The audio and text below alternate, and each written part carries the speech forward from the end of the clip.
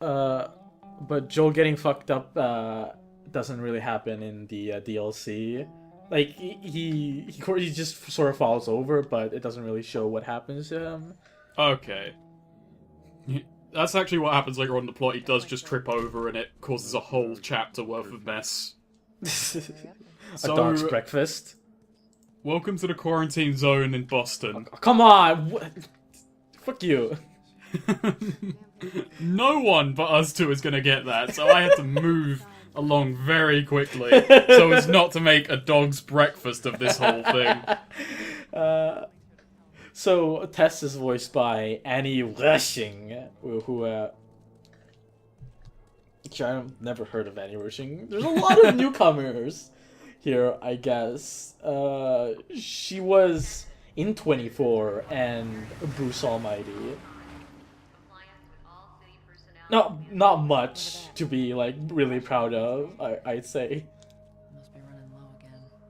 So, I guess this is Boston, This is Boston. or in the Massachusetts area. The Massachusetts. I've been to Massachusetts, so I think I know a thing or two about. And this is not nearly as confusing as Massachusetts really is. So I wouldn't say it's a super accurate portrayal. Well, you know, the infection kind of moved the buildings around a little bit. Just a little bit. Into a little mess. So, was this happening while you were in Boston? Yeah, actually, Rachel and I were just on a bus and we like drove by and saw a couple of dudes in hazmat suits just taking out a bunch of immigrants. Oh well, they're not immigrants. They're doing infected screenings.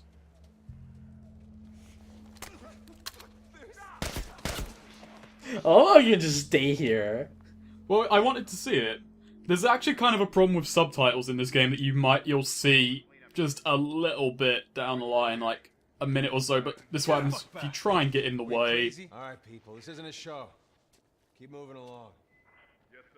Okay, let's try that again, because I don't stand for injustice, frankly. Neither does Damn. he. Damn! I love how they only give you, like, a chance to do it once, and if you do it a second time, it's like, fuck you, dude. That's a nice way to establish just how fucked things are. But it also works because, like, you don't start off from, like, butt fuck nowhere way back. So in 20 years, humanity has got a few strongholds. But any kind of central government or anything is kind of up in the air. What's with that one building that's just leaning on the other one? Well, How I the don't fuck know did how that happen? did they try and bomb the bottom of the building and then gave up? Is that how decay works? Like, I get it we're in an apocalypse, but it's not like fucking Godzilla roamed through the goddamn city. I'm glad you brought it up because I was going to ask if there were leaning towers in Boston and if that was just the case. By the way, I'm not restricted to this speed, but I'm just taking all of this in. Ba-da-da-da, look at how smooth. That's a pretty gangster walk. Meanwhile, Tess just passing out in the corner there. That's what I meant with the subtitles. It was skipping between like 3 different environmental conversations that were going on, and it completely ignoring what Tess was saying to me. A lot of games don't really have that well fucking subtitles, I've noticed. With this game, it's kind of bad because it's not like closed captioning where you know who's talking. Here, it's just got good old-fashioned subtitles. Yeah, I think Half-Life is the only game, well, Half-Life 2, that had, like, good subtitles, because they weren't subtitles, they were just captions. Also, there is a quick turnaround button, but I never use it because you generally turn fast enough anyway. It's not like you have tank controls. Another change from Uncharted is there is no regenerating health, which is a very good thing. Patch yourself up, alright? I guess it would just take away from some of the tenseness. Yeah. Instead, you've got health kits. There are health items littered around the environment, but you can have about 3 of these at any one time. So there you go. And it takes time to use them, so you actually need a moment of calm. But gonna have to go I around think it. I see a little, like, I guess nods to Resident Evil, Or though. we could just let Robert go. Like the way the camera is placed. You're a Tex, little bit you to see the that left. I was there. Hmm. Hey, how's the east tunnel look? It's over the shoulder camera. I just used it. Yeah. No patrols. And where are you off to? Gonna pay Robert. Also, I really like how if they don't want you to explore a room, they just put one of those blockades on the thing. Find him. Marlene. They're everywhere throughout this What do the chapter. Fireflies need with Robert? The military was really thorough in just boarding up rooms. I got no idea where he's hiding. Good man. Hey, you stay out of trouble, alright? Military's gonna be out in force soon. So, in the 20-year interim, Joel has become not only really fucking cold, but really fucking good at murdering people. Like, it's not gone into too much, but people are fucking scared of him. Marlene looking for Robert? We didn't talk about much what was happening during the intro, but they brought up a lot of, I guess, a lot of recap of what had happened over the years. And one part is the Fireflies, which the most amusing part to me about the Fireflies is that they want the government to come back. Like, you never hear that, like, in a fucking movie about, like, a dystopian world, that they want, like, an actual government back. Joel, give me The thing is, it's like, the argument really is between the military and the thing. No one really likes the Fireflies as well, because the Fireflies start gunfights near public fucking centers, and they don't really care about collateral too much, so the argument here is the military or the Fireflies, it's really lesser of two evils, and neither side is really that fucking good. You need to watch me throw away. Joel is impartial. He just gives a shit about himself. So that's the kind of angle you get on them. Let's grab our gear. Well, yeah, I wouldn't really say that the Fireflies are themselves. Like, from what I've seen in, I don't know, Our backpacks I guess were still we've here from seen last time. 30 minutes of this so far, is that we got an angle of how, like, the people in charge are doing this. It's just killing people one by one. And we got a look at how what Firefly does is just plant bombs near just random civilians. Alright, Texas. I had a fucking interesting experience with this game, because you bring up, I've seen maybe 30 minutes of it, is when this game came out, there was a bug. The game would constantly say it's saving, but never finish up, so it would never actually save. And I was, like, in a Skype call and playing this game, the first time I was playing through it. I got to, like, maybe a quarter of the way through the game, heard about the saving bug, saw that my game was constantly saving and thought, okay, that's fucked, and I beat the whole game in one sitting.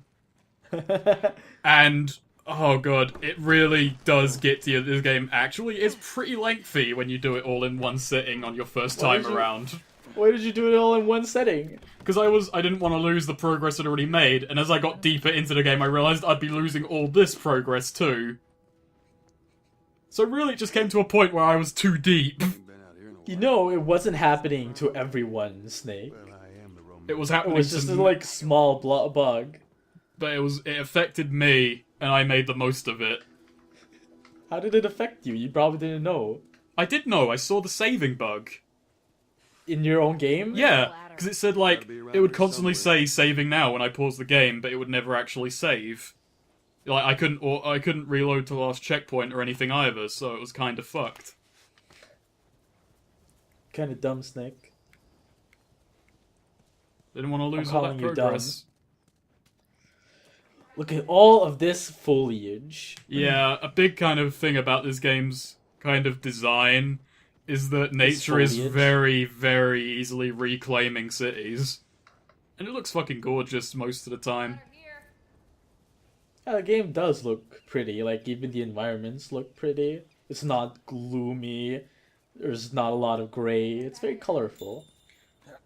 And they do swap out the environments quite a bit. Like, they model every environment quite nicely. I mean, this is a lot of effort put into the game right now. For an area that, if I went straight to the ladder, we would only be here for, like, 2 seconds. I went through there because the game's difficulty modes swap up things in a few different ways.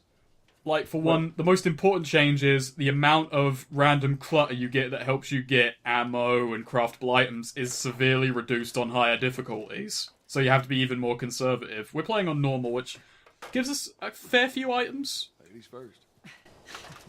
Lady, you must be thinking of someone else. That's all relative. This way. Naughty Dog is getting really good at just kind of small talk dialogue. Yeah. Down through here. I guess wasn't one of the selling point. What? Yeah. It can be a little bit weird though with the way they walk between spots. Once we get our merchandise back, it should Like be I guess that the AI is like decent, but I've seen like videos of your partners just running around. Yeah, partner AI is very... If you go out of your way to do it, you can make the game just completely flop around with its partner AI with very little trouble. I guess like they do help you, but they don't really. coming out of They didn't want your partner to just be behind you all the time because I guess it's immersion breaking. But it's also immersion breaking when you're shooting people and your partner's just running around back and forth. Yeah, we'll see it later on, because I and the do give them a showcase. And since like obviously developers didn't want you to be fucked over by shitty AI, so the guys you're fighting against just really don't notice them. So, the infection in this game is like fungal infection, so some areas are just contaminated by spores. You have to use breathing masks to go through it. And this is our introduction to gunfire. What do you want to do? This really screwed with me a bit. I changed it later on, but L2 to aim, R2 to shoot. On the PS3 it was L1 and R1. Which really messed with my kind of muscle memory. Why would they just change it like that? I changed it back later on, but for the moment I'm just like, oh, that's kind of weird. Well, yeah, you changed it back, but why would they like release the game with different controls? I don't know. It's like, the PS4 control and the PS3 control, I really don't like the back triggers on both of them. They're a bit better on PS4, but still. I've never found any problems with any of the controllers. It's just the back triggers, to me. That's the only kind of thing I don't really like about PlayStation controllers. Now, this is hearing mode. Remember that first run-through I was talking about? Mm-hmm. On my first run-through, I turned it off. On the harder difficulties, it's off by default, but it is really powerful. Because you've already got a pulled-out camera, so you can already peek around corners, but this, it makes Joel really, really good at stealth. Mm-hmm. But the kind of caveat of it is, enemies have to be moving around, they have to be making noise. So it's fucking super sonar. How did Joel get this ability? I don't know. But yeah, you can choke out the infected. Because they're basically human infectees, they're not really zombies. And you can also punch them out. You know, hardcore battling, even though we could have just sneaked through this. Why would I do that? That's actually another thing about this game. You can sneak through a lot more of it than like the optional stealth bits in Uncharted. Sometimes, I mean, when I get caught, I leave it in, because there has to be some gunfights. There are a few forced gunfight segments, but for the most part, stealth is completely fucking doable. How is the stealth? Enemies are a bit fucking thick. If you crouch, any object that would count as cover makes you ostensibly invincible. Invisible. And invincible, because they won't shoot you. God, there are so many individually modelled rooms that are completely optional and pointless right now. Since you played Ground Zeroes, how does it compare to the stealth in that game? The stealth in this game is a fucking cakewalk, compared to Ground Zeroes, where enemies actually have tangible fucking sight lines. You actually have to stand still. Did you use the tagging system in Ground Zeroes? I did, because I'm a coward. As much as everyone But I didn't use reflex. got all these poor bastards wishing they were living on the This is a health item, just a fucking bar of chocolate. Just sitting around in a room filled with fucking spores. It gives it that extra tang. I mean, man, I look fucking at- love mushrooms, man, but these mushrooms, no. Honestly, I'd wear that fucking gas mask throughout the city. One thing I love about the outfit. Like, not just inside buildings, throughout the goddamn city. Why don't you ask Bill to get you some of them air fresheners? It gets a bit bizarre later on. You'll see it where you run into sectors, you go run into areas where where spores are. It doesn't really change gameplay too much. I mean, it affects visibility in that, but there's no. It's not like Metro 2033 where you gotta swap out gas masks to make sure it's not broken or anything. But there are just sections where he's sprinting towards an infected area, just whips it out and throws it on his face perfectly mid-sprint. And it's really fucking jarring. Damn it. Also, the climbing is way more muted compared to Uncharted.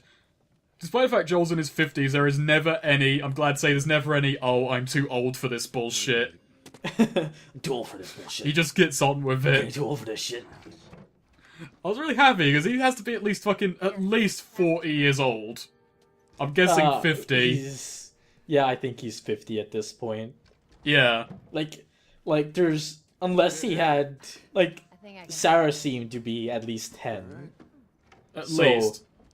If he had Sarah at 20, he would be 30 at the start of the game, and 20 years later he has to be 50. And for a Yeah. 50-year guy, he's in a, He's doing pretty fucking well. He never complains about his back. yeah. Well, I think he's got a lot of exercise. Yeah, he's he's a fucking bulking. smuggler.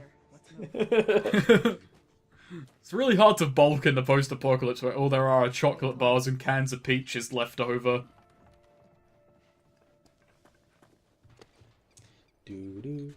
So, this kind of introductory segment, I had a friend who played this game, he said he really didn't like it because you're getting funneled, and that's kind of the point of these games. It is a strict narrative.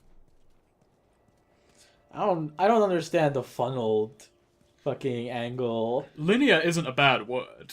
I don't understand how it's a bad word. Most games are fucking linear. Like, most games. I like linear games and somewhat non-linear games for different reasons. Like, Cataclysm DDA, fucking odd example because it's a roguelike, but that game has no fucking strict narrative. You're dropped in a zombie apocalypse, figure it out. I'm sure we'll need it. Go into a house, make Molotov cocktails in your underwear, just figure something out.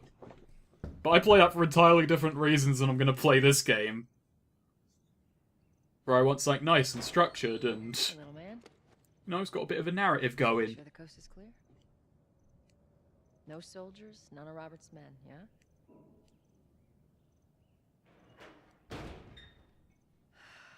Yeah, well, give me fucking food, bitch! No, he's expecting us. Well, that'll make it more interesting.